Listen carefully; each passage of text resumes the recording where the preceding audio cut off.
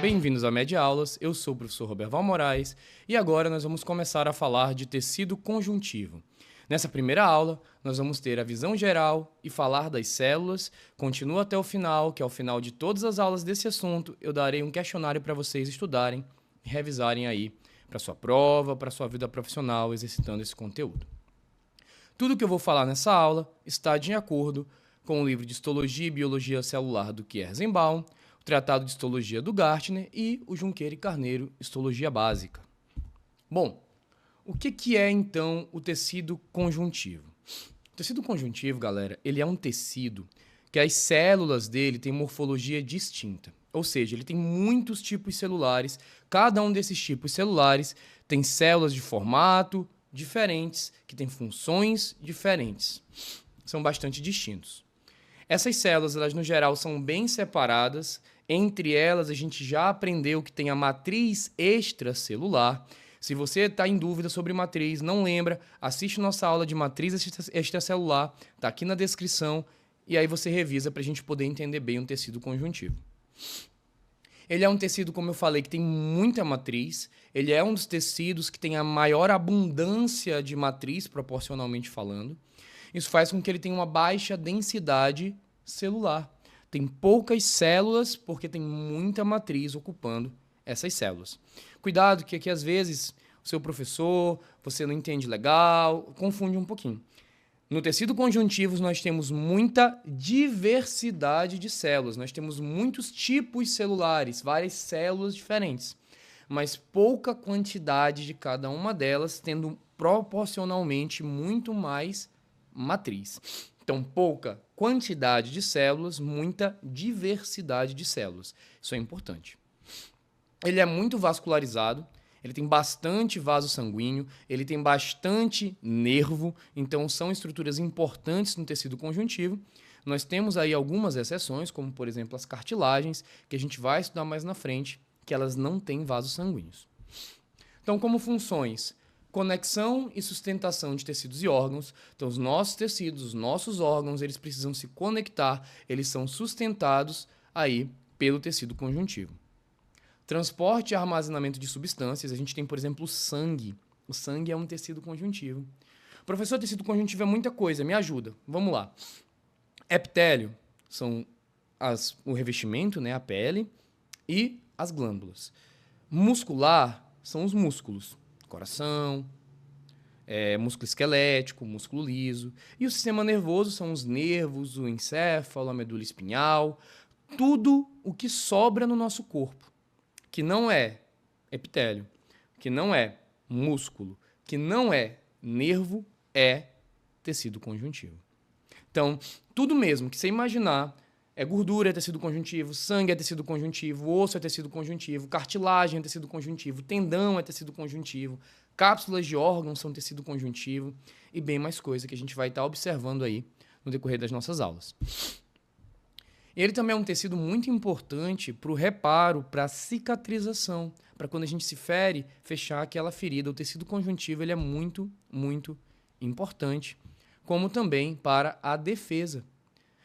O nosso sistema imunológico, galera, ele faz parte do tecido conjuntivo. As células da imunidade fazem parte do tecido conjuntivo. Bom, então, no geral, as células do tecido conjuntivo vão produzir matriz, sustentar, armazenar metabólitos, dar a resposta imunológica, fazer o reparo tecidual, e a matriz extracelular vai ter grande influência na sobrevivência, desenvolvimento, migração, proliferação, forma e função de cada um desses tecidos. Então, de novo, assiste a aula de matriz, se você ainda não assistiu, e volta aqui depois para a gente estudar. Você entendendo bem melhor o que é matriz, você vai entender bem melhor o que é tecido conjuntivo. O tecido conjuntivo também vai ser formado por muitas fibras, principalmente fibras colágenas e fibras elásticas, né, a elastina, como também a substância fundamental. Então, olha só, por exemplo, nós temos aqui a epiderme, né, tecido epitelial, as nossas aulas anteriores. Também, se você ainda não assistiu, eu recomendo que você volte lá e assista. Abaixo do epitélio, eu tenho, então, bastante tecido conjuntivo frouxo. Abaixo de epitélio, sempre vai ter tecido conjuntivo frouxo. A gente vai já ver por que ele é frouxo. E nós também temos, às vezes, tecido conjuntivo denso.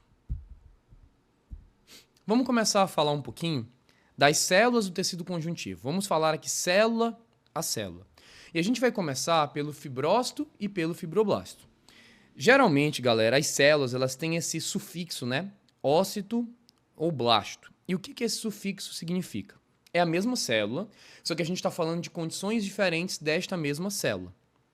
Então, sempre que eu falar blasto, eu estou me referindo a uma célula jovem.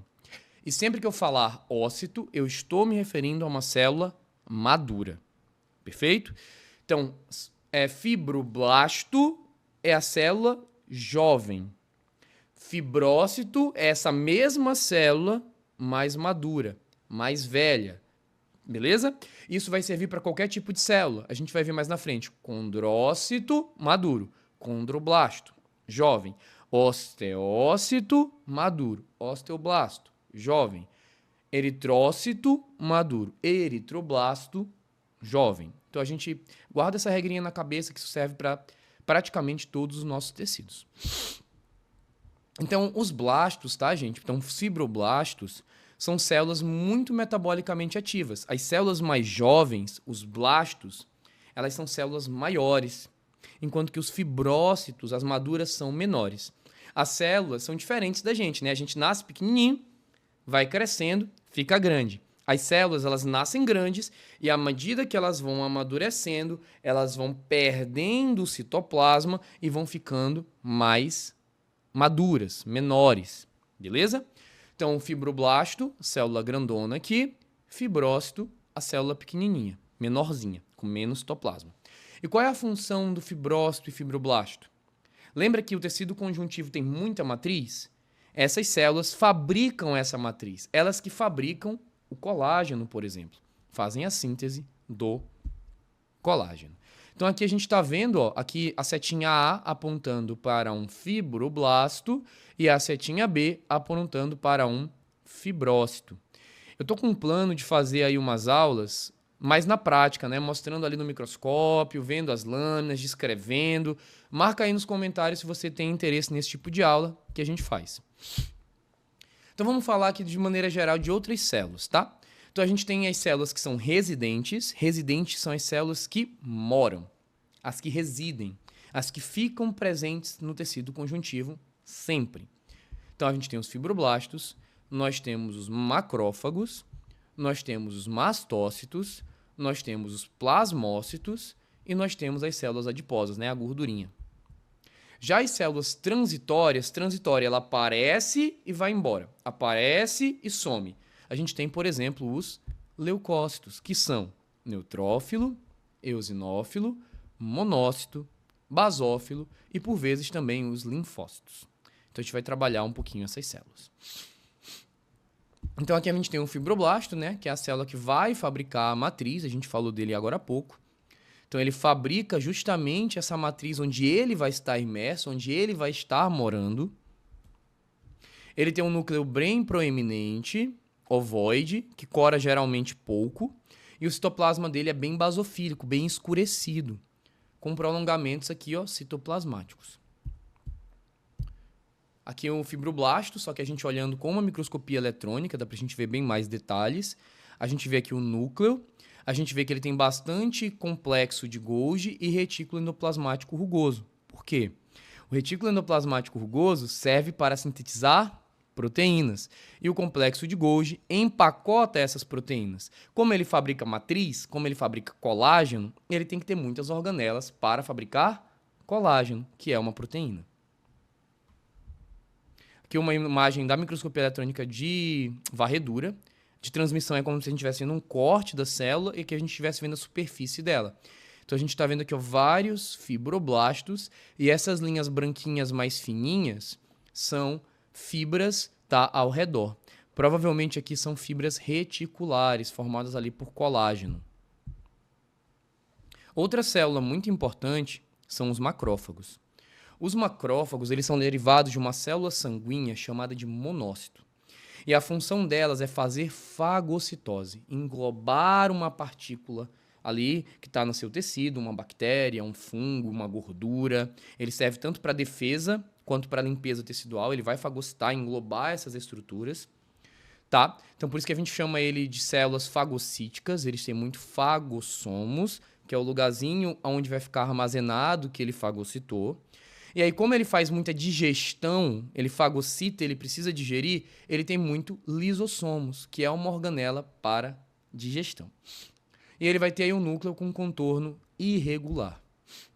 Então, aqui a gente está vendo a estrutura do macrófago, e esses pontinhos pretos são inclusões citoplasmáticas, estruturas que ele já fagocitou. Dependendo, tá, galera? Quando o histologista ele descobre, ele está descrevendo ali um órgão, geralmente eles têm tendência a nomear as estruturas. E aí, muitas vezes, eles nomeiam estruturas naquele órgão que, na verdade, são macrófagos, só que ou no começo ele não sabia que era macrófago, ou ele quis prestar uma homenagem a alguém, o nome de alguém, alguma estrutura. Então, os macrófagos, eles podem mudar de nome de acordo com o tecido onde eles estão. Então, nós temos, por exemplo, as células de Kupfer, que são os macrófagos do fígado, os osteoclastos, que são os macrófagos do osso, as células de Langerhans, que são os macrófagos da pele, e a micróglia, que são os macrófagos do sistema nervoso central.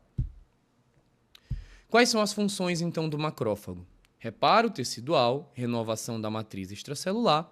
Então, ele tem uma enzima chamada de colagenase, que é uma enzima que quebra o colágeno, então vai quebrar ali o excesso de colágeno para poder regenerar, recuperar ali o tecido.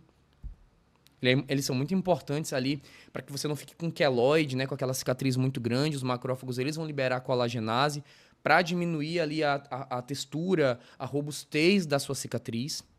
E eles também são células de defesa, fazendo a destruição de micro-organismos, células mortas, tumores e a apresentação de antígenos para os linfócitos. A gente vai ter um módulo de imunologia, a gente vai aprender que os macrófagos eles fazem a ponte da imunidade inata com a imunidade adaptativa. E eles também produzem citocinas, que são moléculas para comunicação celular. Então aqui a gente tem a polarização, o macrófago monócito, né, ele pode se tornar um macrófago clássico, que a gente também chama de M1, que é um macrófago que atua mais na defesa, mais de forma pró-inflamatória. E nós temos o macrófago alternativo, ou M2, que ele atua na limpeza tecidual. Ele é mais anti-inflamatório. Então imagina comigo, você se cortou, pá, tá sangrando, tem bactéria. O macrófago vai lá, fagocita a bactéria, mata ela, protege você. Macrófago, M1. Depois que a bactéria não tá mais lá, tem um monte de coisa lá. Tem bactéria morta, tem gordura, tem uma célula morta, tem um monte de coisa. Quem que vai limpar aquele tecido para que ele possa se recuperar? O macrófago M2. Ele vai lá e faz a limpeza tecidual. Beleza? Então essas células aqui, elas são muito importantes para a nossa manutenção. Aqui eu trouxe um videozinho para vocês ilustrando, ó, a ação aqui dos macrófagos. Olha só. Então aqui a gente tem várias bactérias. Aqui a gente tem o macrófago, que é um vídeo real, tá, gente? Ele vai se aproximando, ó, o vídeo está acelerado. Ele vai englobando, fagocitando aqui as diferentes bactérias. Esse vídeo aqui é do Instituto Butantan. Eles têm um canal no YouTube muito legal que tem essas animações dos fatores acontecendo, tá bom? Então aqui a gente tem mais funções do macrófago, então, renovação da matriz extracelular, destruição dos micro-organismos, que a gente tem uma imagem muito legal de um macrófago fazendo a fagocitose de duas hemácias, dois eritrócitos, né, duas células vermelhas do sangue.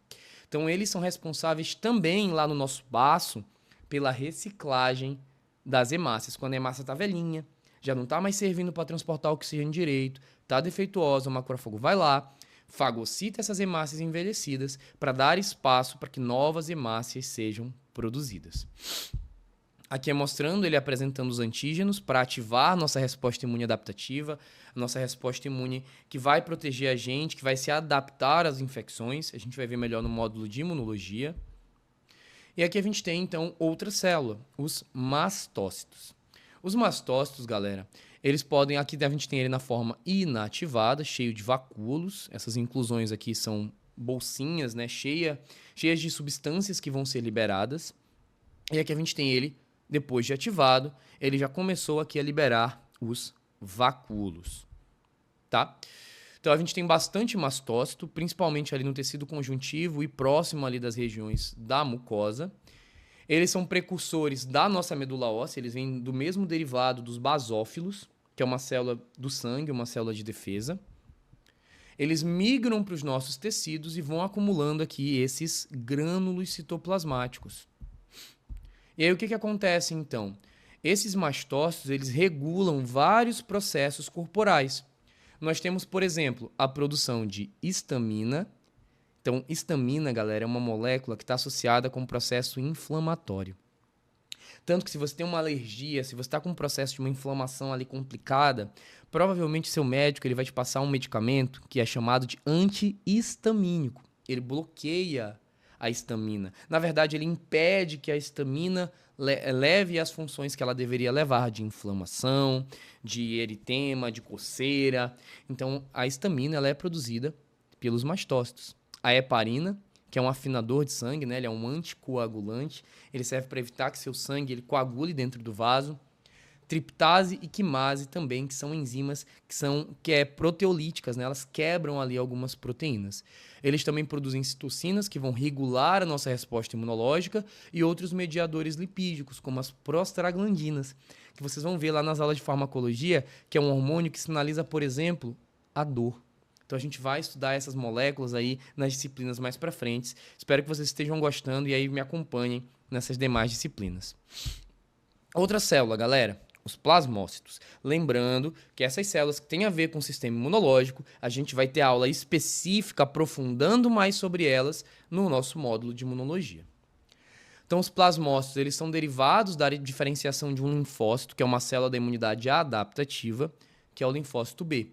E elas são responsáveis, aqui ó, o plasmócito, elas são bem grandes, bastante aqui citoplasma, porque ela tem bastante retículo, porque ela produz os nossos anticorpos. Tenho certeza que você já ouviu falar de anticorpo. Sabe quem produz ela? Os nossos plasmócitos, essa célula aqui. Ela que vai produzir as proteínas de defesa importantíssimas, que são os anticorpos. Então aqui a gente está vendo ó, um macrófago ativando um linfócito, e esse linfócito B vira um plasmócito que vai produzir ali os nossos anticorpos. Ela também está presente no nosso tecido conjuntivo. E aí, galera, a gente já está perto de finalizar essa aula. Vocês viram que tem muita coisa no tecido conjuntivo. Sangue, osso, cartilagem, tendão, ligamento, gordura, muita coisa. Então, a gente separa o nosso tecido conjuntivo em dois tipos. O tecido conjuntivo geral. A gente chama ele de geral porque ele é comum. Ele tem um padrão de um tecido conjuntivo. O que é o padrão? Fibrócitos e fibroblastos, que são as células que produzem matriz, que produzem colágeno.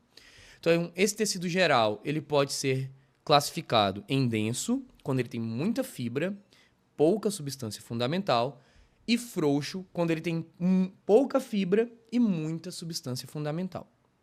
Se você não lembra o que é fibra, o que é substância fundamental, vai lá na nossa playlist, vai na aula de matriz e lembra, tá bom? Isso é importante. Então, o denso, ele é mais resistente, ele é mais firme, ele não cede bem à tração.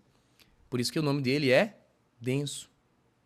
E o frouxo? O frouxo, ele já é mais mole, ele já vai ceder à tração, porque ele tem pouca fibra, muita proteína solta, que é a substância fundamental. Além do tecido geral, nós temos o tecido conjuntivo especial. Olha só, adiposo, sanguíneo, tá? Alguns autores separam o sanguíneo em dois, sanguíneo e hematopoético. Como eles têm basicamente a mesma função, a gente vai trabalhá-los juntos, tá? Como a maioria dos autores trabalha. Então, tecido adiposo, as nossas gordurinhas, tecido sanguíneo ou hematopoético, que vai produzir o sangue, as células de defesa, as plaquetas. Tecido ósseo, que vai compor os nossos ossos. E tecido cartilaginoso, que vai compor as nossas cartilagens. Então, a gente vai ficar por aqui nessa aula. Fica comigo nas próximas aulas que a gente vai começar a aprofundar um pouquinho tecido denso, tecido frouxo, o que elas produzem, o que tem a ver e cada um dos tecidos especiais. Então, fica comigo, dá o like aí, se inscreve no canal, compartilha o vídeo com aquele amigo que está estudando histologia, que está com dificuldade. E aí, se você está gostando, segue aí comigo para as próximas aulas.